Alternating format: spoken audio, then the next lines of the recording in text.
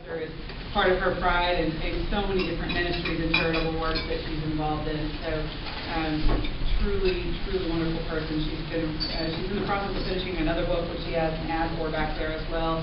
So she's written several books, and I'm just very pleased to have her here. I've traveled to Columbia to hear her speak when she spoke at one of our local Packer clubs there for the big chili supper one night, and she was our headline act there. And also, I went all the way to D.C. Holly and I got to see her speak in D.C. as well, and she's just an amazing person. So she's a true gift that I'm offering from myself to you guys for this little bit of time. And so at this time, I'd like to welcome my dear friend, Dr. Jean Harthill. I know you said about me. I always have to pay wherever I go. But so if any of you want to ever have me speak, the check will be in a minute. Good afternoon. I'm just really pleased to be here. It seems like I'm sort of drawn to this state, and I think the reason why is because there are a lot of good people here, and I believe also that there are a lot of good things that are going on in this state, and so I'm always happy to be here. And I just feel like I'm pretty blessed in the role as National Chair of the National Club of African American Caucus, because I get to go everywhere. I get to go all over the country talking about the National Club of African American Caucus and some of the principles, the 11 core value principles of the Republican Party. So I'm still really blessed. I thought that this was going to be a hen party, but we have so whenever you got 3 roosters involved, you gotta make sure that you involve the roosters too. So if the 3 roosters would allow me to just talk to the hens for just a few minutes, let me do that. I want you to be very active in my talk to you. What are some of the things that women bring to the political arena? Now we know men are strong, they're protective, they're game players. Maybe I shouldn't say game players, you know what I mean. Yeah, not game. But, and they have their attributes. But what are some of the attributes that women bring?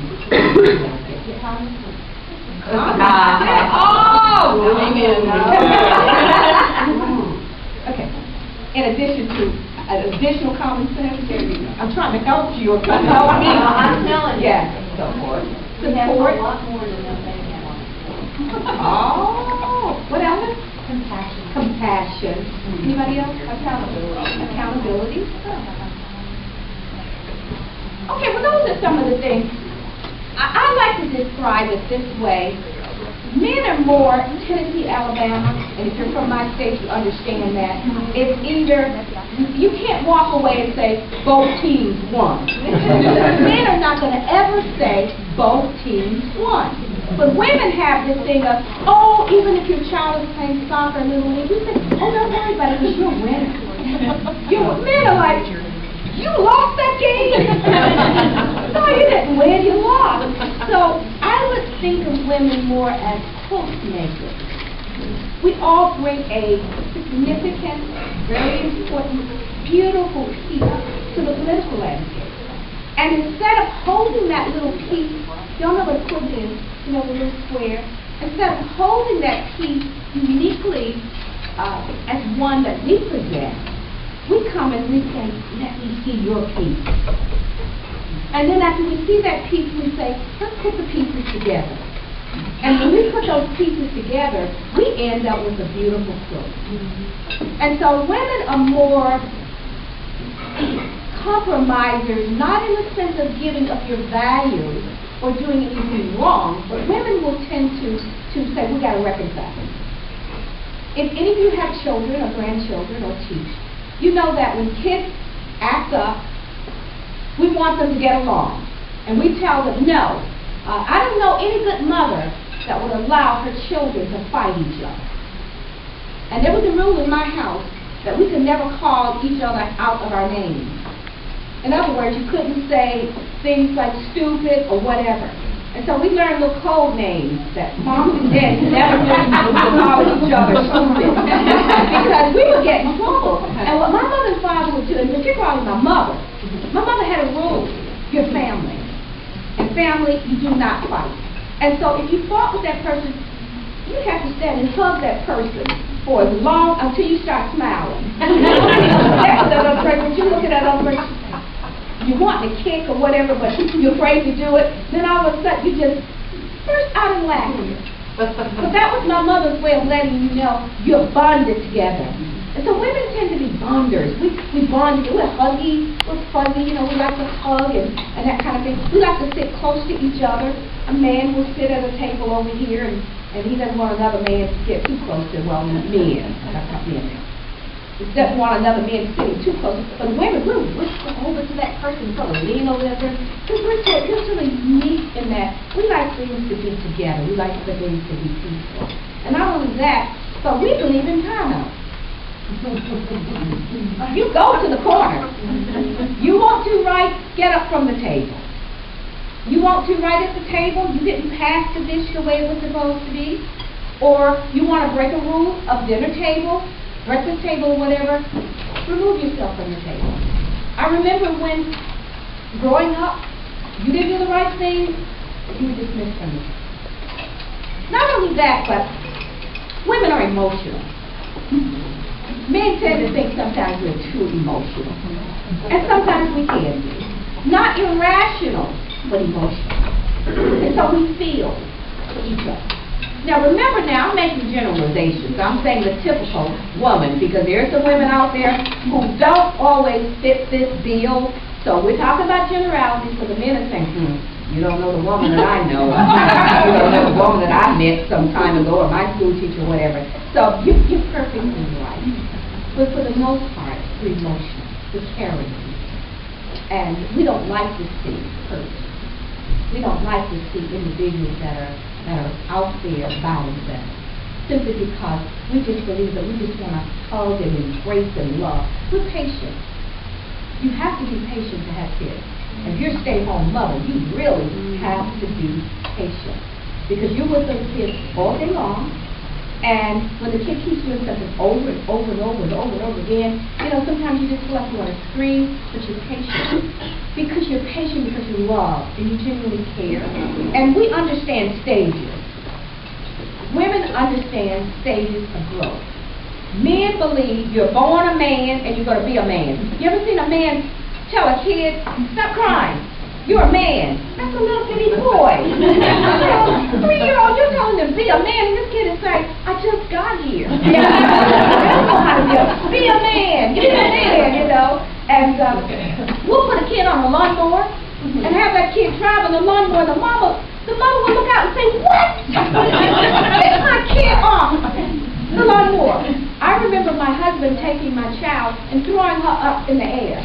He threw her up one time, and I was there to catch her and to say, don't ever throw my child up. And he said, oh, she was laughing. And I said, but you don't do that. So we're protected. We don't want to see injuries, unnecessary injuries, those kinds of things. So also, as women, we know how to budget. We will say the grocery budget is $200 this month. And we'll say 110 of that is going towards groceries, and the remaining of that we're going to put it towards something else. And so you never know that 200 was not used for groceries, because we go down the aisle and we know that the stock rotates, and so we know sugar is going to go on sale in another week. So I'll wait and buy sugar, so I'll stack up on sugar. This is going to go on sale. We do that. We're freezer women. We will get meat on sale. We know that we can stop the clock. So we put it in the freezer. And we make things last. And my mom always told us, she said, don't ever say, I don't have anything to cook. And she said, your best recipes come from you not having what you need in the kitchen.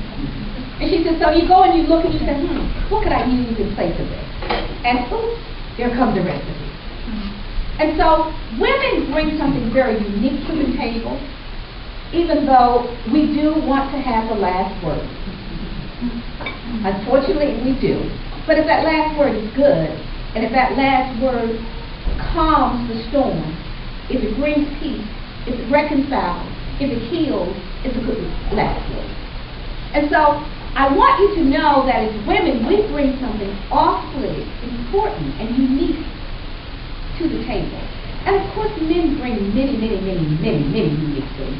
And I'm really grateful for men, and I love men. So I'm not a woman that fights men. I fight for you because I believe in the strength of men. I believe in that protection. We all believe in that, and we're appreciative to it. That we know that if it's a man in the house, we don't have to worry if somebody breaks in. We look over at him and say, go get him. We don't have to worry about whether or not if we are unemployed, will there be bread on the table. Because a good man is going to go out there and he's going to provide for his family. He's going to be strong. And even though he may not always show his emotions, he loves his family. And he's willing to stand in front of that bullet and take that bullet so that his family can be protected. And men don't a lot of times get into the little nitpick things that we do. They can go sometimes to the heart of the problem and just say, this is what it is. But women, I want you to know just how unique you are today because you are needed in this party. And you say, well, why would you say women are needed in this party? I was at a conference. I was one of the headliners in the conference in Washington, D.C. back in November with some of the really major women, and I felt very privileged to be there. There were Roger, the presidential candidate, he was congressperson, and Condoleezza Rice was one of our main speakers, and along with a number of other people. And I did my little act on the hour of the Republican woman because I believe that this is an hour of the woman. And you say, well, why? What do you mean by the hour of the woman? Are you saying that women are going to take over America? No, I'm not saying that. But I'm saying the maternal spirit of a woman is needed. And guess what, y'all? You can have that maternal spirit. And so it's not like only women can have the maternal spirit. The maternal spirit is just caring. The maternal spirit is some of those things that I just talked about. It's needed in America. We have become Americans where we're so divided that we have actually divided people within the household of faith. Let me say that again. We are so divided in America that we have divided, and I'm going to say it another way, God's people. Something is wrong with that. And if anybody thinks it's right, you don't have a relationship with God. You can say, how can you tell me? I can tell you. You don't have the right relationship with God. Because God came, gave his son, that we might be one, even as he and his Father are one. And he prayed the prayer, God, make them one. They're going to be in the world where there's lots of division, lots of things happening, but make them one. And why do we need to be one in America? Because there are some things that are on the horizon that if you do not stand up, I didn't say partisan stand up, I didn't say just stand up for the sake of standing up, but stand up for what is right, what is just, what is righteous, what is holy in this country. We're going to find ourselves in a position where darkness is going to overtake light. Yes. And so your life is something that is very, very important. And we ought to understand that as we move politically, that our first responsibility is to first of all, and I feel very free to say this. This is one of the things I like about the GOP, is that we're a party that you're welcome to talk about God. So if there's anybody here that's got a problem with me talking about God, okay. So I can be very open, and I'm very grateful to God for being a Republican and having those opportunities and to be able to speak like this. And so, if we all here believe in God, and we believe in righteousness, we believe in the right things, our priorities first are to please God and do the will of God in the earth. And last time I checked, God was not a Republican, he was not a Democrat, and he was not independent. He's just God. He's just God. And if you lose perspective of that, you're going to get drowned in the political rhetoric. And before long, you're going to become divisive, mean-spirited, unwilling to sit down at the table, to reason together, and before you know it, you're worse than darkness. Because when a light goes from light to darkness, you're worse than darkness that has the opportunity and the possibility of coming to light. Because you know better. You know better. And I've just written a book called Political Revival in America. And over the last few years, God has really dealt with me.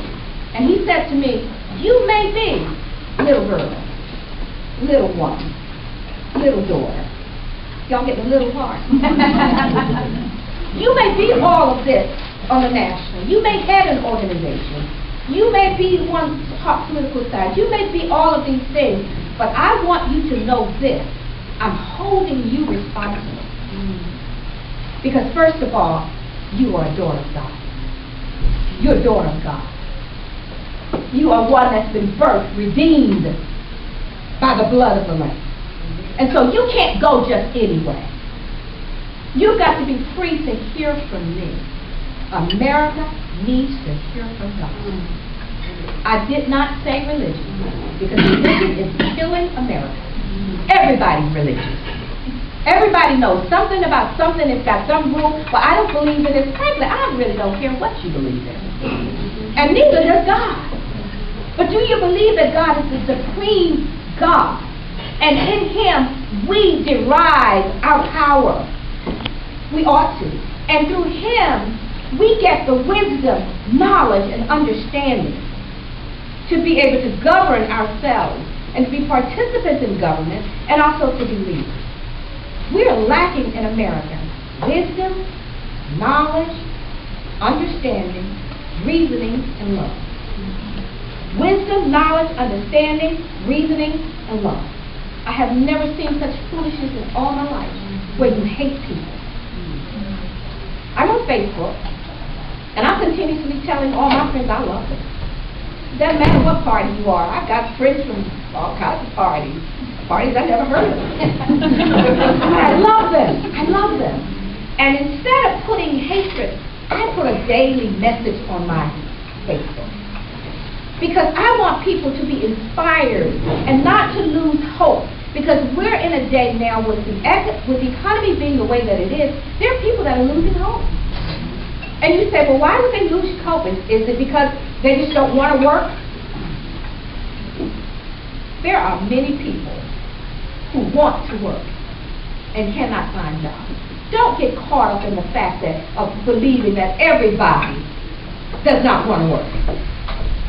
I'm talking to people that are embarrassed to let other people know that they're not able to feed their families. Manufacturing jobs have gone overseas. They've lost their jobs. And I was talking to a family just recently. Both the husband and the wife and the son worked at the same plant. So guess what?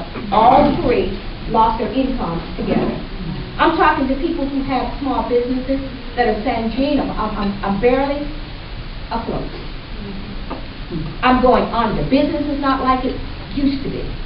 I'm having problems with my customers. I'm having problems with my line of credit now. It's hard to get a line of credit. People are experiencing situations. Medical bills piling up. Cancer coming in. And the amount of money that has to be paid for cancer, insurance is not covering those kinds of things. Families are basically just falling apart, having to divorce and separate because there's just too much pressure. And so if you don't understand that with the heart of God and begin to cry out to God and say, God, what do I do to fix this? How do I do this? Give me the wisdom and knowledge. And as I was writing this book, when I first started writing it, God said to me, He said, America's problems are not economic, they're not education, no, they are not all of these different things. He said, they're spiritual. And God said, not religious, but spiritual. Because we have not, and when I say we, I'm not saying to you, but I'm saying as a nation, we have sort of pushed God out. We don't want to hear any talk about God. But we'll talk about God bless America. Oh, we'll wave flags and we'll say, God bless America. God bless it. But it takes something else in order to inherit the blessings of God. Your own children, fathers and mothers, do you just give your kids anything when they're acting any kind of way? No. But you want them to do right. And you know that if you continue to give your kids everything without disciplining them and teaching them responsibility and showing them you have to work for this and you have to have merit in order to get there, you will have some spoiled kids that you turn out to the world, that the world doesn't want. That's right. And so if that is the case with us, God's just not going to bless America off of every mess and all of the foolishness that's going on in America. But what God will bless America with is when we humble ourselves, fall on our knees, even lie prostrate before the Lord, lie on our beds at night and say, God, make me an instrument of change. Make me an instrument that I can make a difference in this world. I don't know how to make that difference. But if you give me the wisdom, knowledge, and understanding, not doctrine. People are looking for examples. I work with you. I love two sets of people, the elderly and you. People in between, I love them, but I love them. Because that's where you sort of get to a place where you're not young enough where you can be told, and you're not old enough where you already see and you already learn. So it's that middle part that, you know, you can't tell me anything, I'm whatever. But I still know. I'm a people's person, so I love everybody. But when I look at the younger generation, and they say to me, Dr. Hill, I don't know why, this sweat not. When it's y'all the ones that are arguing and fighting, and y'all talk about mediation, and don't do this and don't do that, and we get put out of school with zero tolerance, and y'all fighting like cats and dogs. You can't turn on the radio without hearing somebody being mean-spirited. I can tell you you're wrong without being mean. I can express my opinion without saying you don't have an opinion. Because sometimes you can be so right that you're pure wrong. And without sitting down and talking to someone, the perspectives are different. This is why we have to have inclusion in this party. My perspective is different on Second Amendment rights. You want to carry a gun? Carry it. But for me, an African-American woman, I want the guns off the street. I don't want to see driving. So for me, it's a totally different perspective. And also, I'm not a gun person because even though I would like to think of myself as one being sweetly saved, but a lot of times when I'm encountering some of the things I've had to encounter in this party, I do believe that you really don't want me to have it. Just in case I backslide. You don't want that gun on me at the point at which I backslide. So therefore, I'm not a gun person. And so, but to preserve that right, absolutely. But that ought not to be the right, that ought not to be the only thing that this party is about. Guns, guns, guns, guns. It sends the wrong message. And who told me to tell you that? God did. And God reminded me, he said, when I was in the Garden of Gethsemane, and Peter got a little pissed because the soldier came, and he knew who I was, or he thought he knew who I was, because if he really known, he wouldn't have denied me. But he thought he knew who I was. And when the soldier came up to arrest me, or he thought he was arresting me, Peter reached out and took out his sword. That was the gun at that particular time. He reached out that sword, he went, cut the ear off. And what did Jesus do? He picked up that ear and he put it back on. He said, son, peace. He that lives by the sword will die. Now when God said there's never a time when you should have a sword, but don't let the sword be your first resort.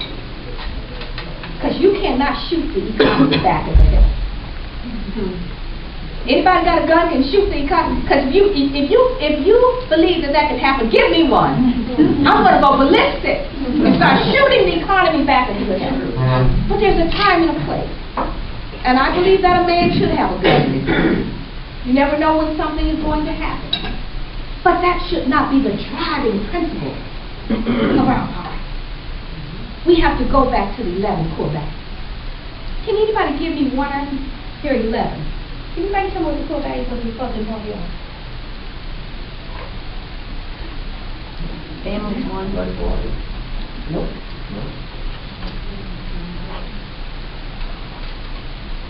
Okay.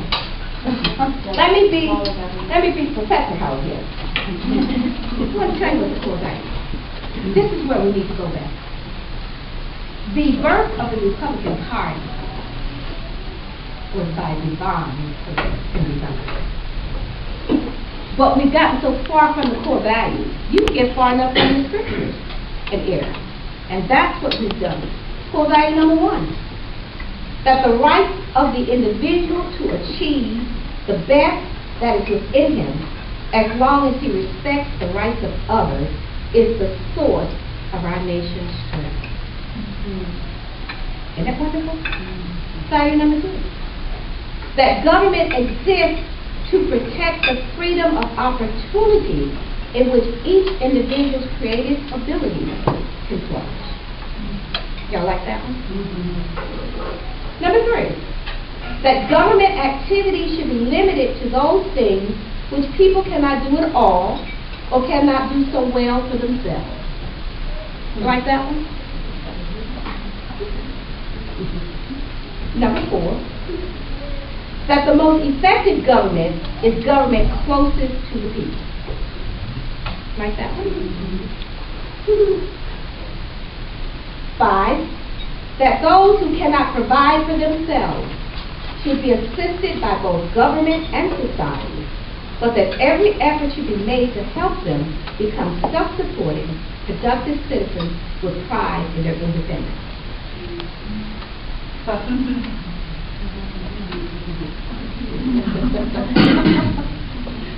You like that one? The 6th, that equal rights, equal justice, and equal opportunity belongs to all, regardless of race, creed, I'm definitely not going to point myself on this one, age, sex, or national origin. Number 7, that the preservation of our nation and the security of our citizens depend upon the Constitution, the laws, and the courts, and that respect for them is the responsibility of every individual. I know you would like that. Let's see, 8, that government is accountable for maintaining sound money and a responsible economy. Individual rights, liberties, and property are continuously eroded when citizens are oppressed by excessive taxation, inflation, government waste, and over-regulation. 9, that government is responsible for national defense and that only a strong America can remain a free America. 10, that it is absolutely essential to maintain a strong national defense posture in order that we may at all times negotiate from a position of strength, not weakness, in our continuing efforts towards world peace and friendship.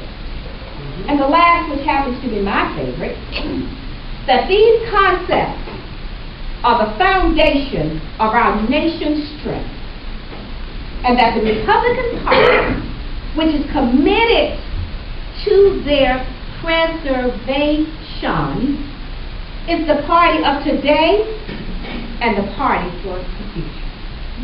Now, who wouldn't join a party? We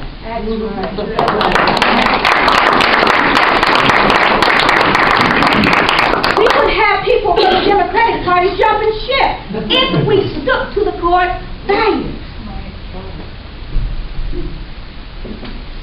If we stayed with the message. This is the message, and it is relevant. It was relevant when God gave this to the founders of the Republican Party, and it is relevant now. And this is my prayer. This is one of the reasons that this is not a book about the Republican Party, it's about America, period. But there are some sections in there where I talk about my beloved party. I want my beloved party back. I want my beloved party back. I want my beloved party back. I'm praying. I'm willing to stay up all night long and cry out to God, give me back my beloved party. And everything that is not like my party, let it get settled. Let it leave, God. And I'm willing to open the doors. I do this as a pastor. I open doors to the church every now and then to let people out. Y'all not just open up to let them in. If you're a confusion maker, I open the door and let you out. And if you've given offerings, find out how much you've given so we can give it back to you. But there comes a time when you have to open the door and let people out who are not following these core values. And this is why the Republican Party cannot attract the way it should. This is why the Republican Party now is looked at as a bunch of hypocrites. Yes, I'm saying it. I know hypocrisy in this party like you never know. Because this tells me, you don't have to include me. I am. You don't have to want African Americans in the party. We are. Because it's a party that says all of us should come to the table. And I'm going to tell you something. My message across this country, and as I tour with the book, is come back. I'm giving off to call. Maybe that's just the preaching woman in me. But I'm doing it scholarly. And as a preacher woman, yes. Come back. Come back to those core values. Because if we do that, we have a party like none other.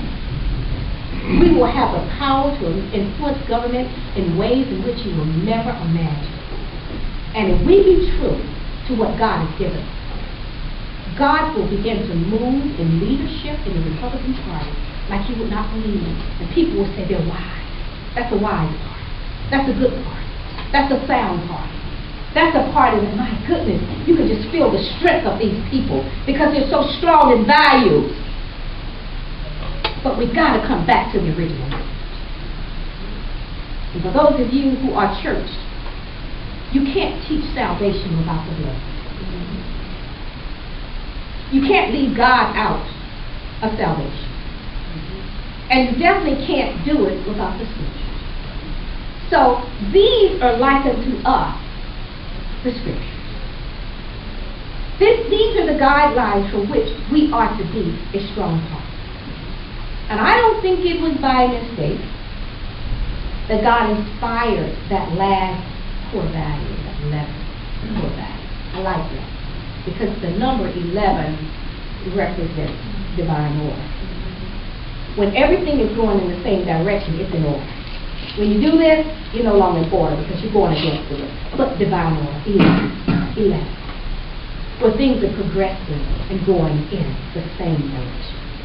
And I believe that if we come back to that, and we do what we need to do in America, we're going to change. And you say, well, how do you believe that? Because each time I lie before the Lord prostrate, each time I ask God, make me an instrument of change. Make me an instrument that's going to impact people. And sometimes in being that instrument, I might do something that somebody does not like. But God, if you send me to do it, if you send me to say it, I don't mind lying to you. In fact, I think I've lived most of my life in two places. The fire furnace and the lion's den. I know the lions by name. I mean, I can describe a flame for you like you would not believe. I can tell you about the little flames around my feet. I can tell you about the big flames that cover my head. I can tell you about the flames that are just the different colors. Beautiful flames. I've learned the beauty of the lion and the beauty of the flame. Because when you're called to do something, you're going to always get some form of or opposition. But if you know that you know that you know that God has set you on a course, you also know that it's going to work. And that message has to get out. That message has to get out. And so I'm asking you today, let's carry our message.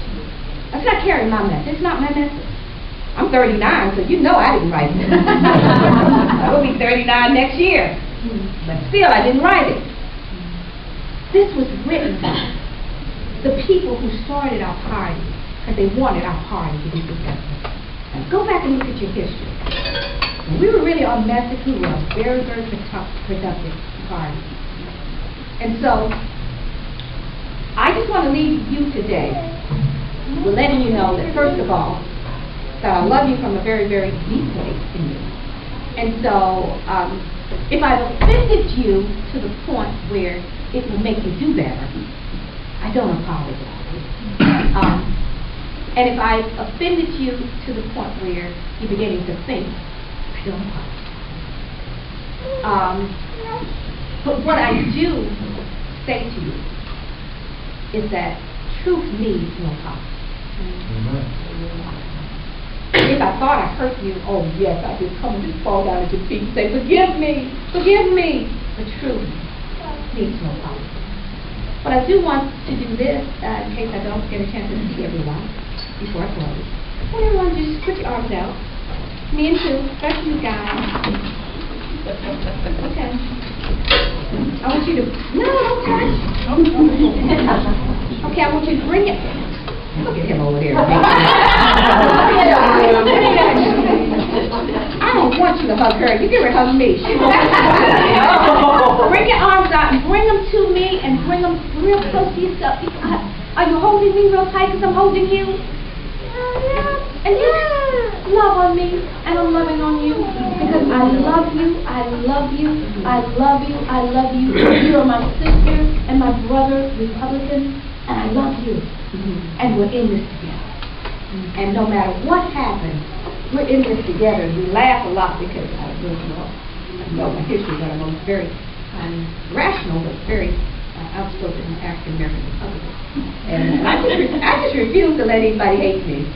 Don't let me find out you don't like me. You gotta smile and act like you like me, because I will come over just hug you and I will sit in your lap. Because I refuse to let you hate me. I'm not a person to be hated. That's what I am. I'm just a good person that just loves you. So don't ever let me find out you don't like me. If you don't like me, smile. And then that way I'll never know. Well, I'll be burned. But at least I won't see it, you know. And on my days when I'm not up on my game, I might not realize it. But I refuse to let you be mean to me. I refuse to let you hate me, because it's not in me to be mean to you. It's not in me to hate you. And so we're so very grateful for this opportunity. And by the way, the book will be released on April 13th. And as I'm touring and I'm speaking, I'd love for you to get a copy of the book, not because I need the money, because the book, portion of the proceeds are going to widows and fatherless children, because I am a widow and been a widow for 21 years, and my daughter. I lost my husband when my daughter was 3.5 years old. So I do a lot of things in Africa, and I do a lot of things that now is more needed in America now than really in Africa. And so if you would like to go online to purchase that book, or if you'd like to do a pre-release of the book, I think there's a $5 discount on the book. I believe the book is $24.99, and so if you purchase it pre-order, then you'll get that $5 discount. But again, I want to thank you, and I want to thank my daughter, LaShonda. She's a 2009 Truman Scholar, and graduated from Harvard. And she's just a remarkable kid. I mean, just one of those kids. Oh, well, you know what? I've told her to be independent. I want her to be an independent thinker. She's not at that age where I think that she needs to go left or right. That's how God told me to.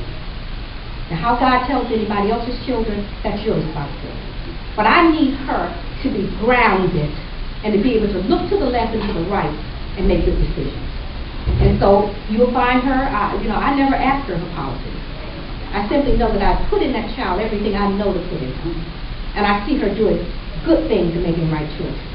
And because I see that, I'm convinced I've done the right thing. Because that's how God told me to raise my child. Now, some of my other children who are not of my womb, yeah, they're Republicans. You know, there's some of them are Democrats, some are in between. But I appreciate her because she's a very steady person. And when you talk to her, you find someone of maturity, and she knows she does not give an opinion about anything without it being researched. She was just going off a few minutes ago that there's something on the web that's not true.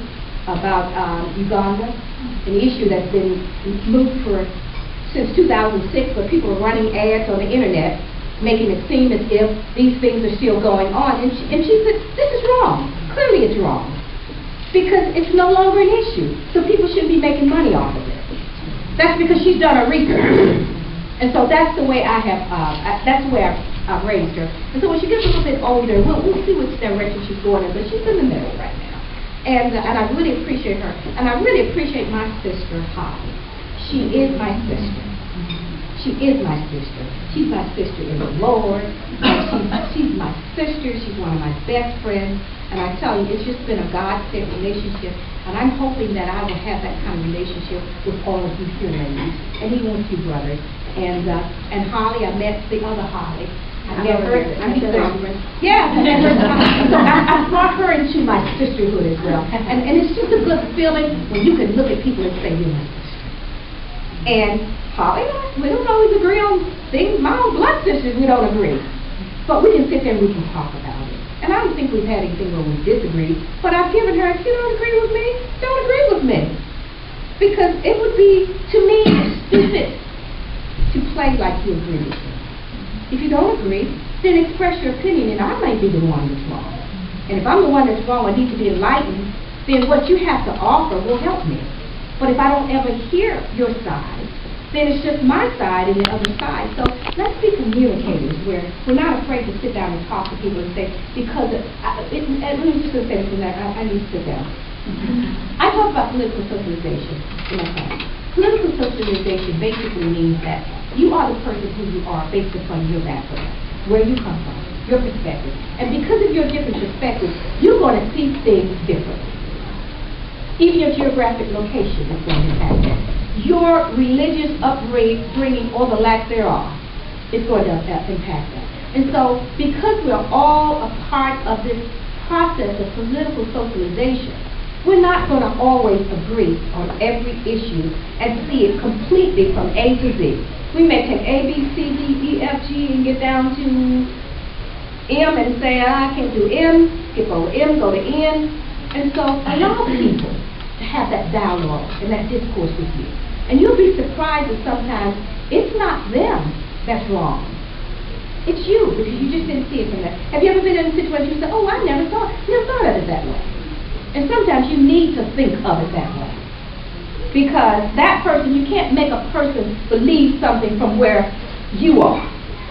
And that's why a lot of times we're not successful in ministry. We try to get that drug addict to understand what it means to be sober. Well, we don't know that crack is calling their name, coke is saying to them, I own you. Because you haven't been there. And so effective ministry comes from when you look through the eyes of that individual. My sister back here that's in ministry, we know that when you're ministering to people, if a person's been abused, you got to first minister to them from their abuse. You can't minister to them from your wholeness when they're broken. And the same applies in politics. So thank you so very much for having me. I love all of you, and this has certainly been a treat. Thank you, thank you, thank you.